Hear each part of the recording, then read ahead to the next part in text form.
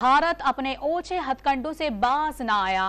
मेहमान नवाजी में भारत फेल हो गया। धमकियां और जिंदगी को खतरा लाहक होने की वजह से पाकिस्तानी स्पोर्ट्स प्रेजेंटेटर ज़ैनब अब्बास भारत छोड़कर दुबई पहुंच गईं। उनके खिलाफ 8 साल पुराने ट्वीट पर भारत में केस कर दिया गया। मजीद जानते हैं डॉट न्यूज के नुमाइंदे गुलाम मुर्तजा से। मुर्तजा, बताइएगा तफसीलात क्या सामने आई हैं इस हवाले से।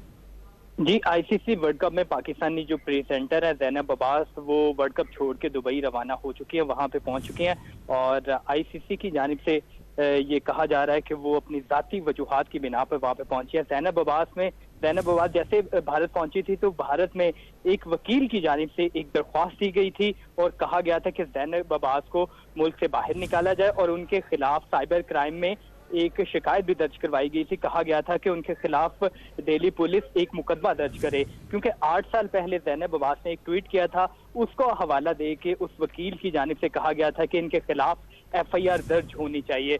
तो साइबर क्राइम में बाकायदा तौर पर उन्होंने एप्लीकेशन जमा करवाई थी और कहा था कि ज़ैनब अब्बास को मुल्क से बाहर निकाला जाए और इनके खिलाफ एफआईआर भी दर्ज की जाए।